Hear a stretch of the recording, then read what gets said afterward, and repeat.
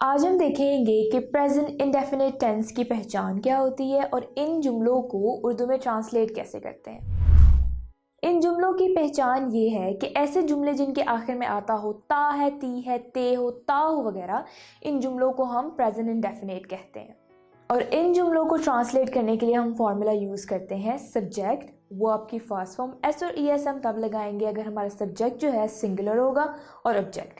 Subject, verb, object का मतलब ये है कि सेंटेंस में जो काम कर रहा है उसे हम सब्जेक्ट कहेंगे, जो काम हो रहा है उसे हम वर्ब कहेंगे और जिस चीज़ पे काम हो रहा है उसे हम ऑब्जेक्ट कहेंगे। अब हम कुछ सेंटेंसेस देखते हैं इसको मज़ीद समझने के लिए। पहला सेंटेंस है वो अच्छी किताबें पढ़ता है। इस सेंटेंस में काम कर कौन रहा है यानी सब्जेक्ट कौन है? वो यानी ही।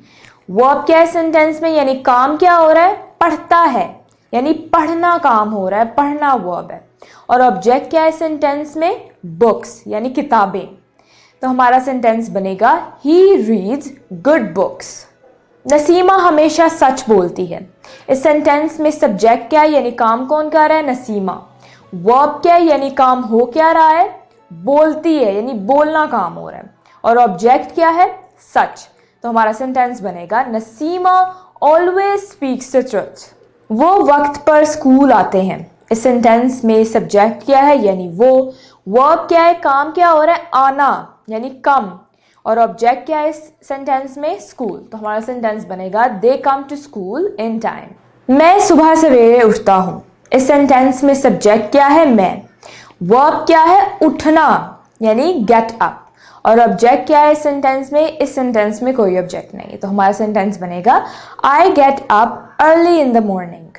हम अपना काम खुद करते हैं। इस सेंटेंस में सब्जेक्ट क्या है? हम यानी वही। वर्ब क्या है? काम क्या हो रहा है सेंटेंस में? करते हैं यानी करना काम हो रहा है, डू। और ऑब्जेक्ट क्या है? काम। तो हमारा सेंटेंस बनेगा we do our work ourselves. बकरी दूध देती है। इस सेंटेंस में सब्जेक्ट क्या है? वेरी इजी, बकरी। वर्ब क्या है यानी काम क्या हो रहा है? देती है, देना काम। और ऑब्जेक्ट क्या है? दूध। तो हमारा सेंटेंस बनेगा द गोट गिव्स मिल्क। जूते साज जूते बनाते हैं। इस सेंटेंस में सब्जेक्ट क्या है? जूते साज। वर्ब क्या है? बनाते हैं यानी बनाना वर्ब है। और ऑब्जेक्ट क्या है? जूते। तो सेंटेंस बनेगा the shoe makers make shoes.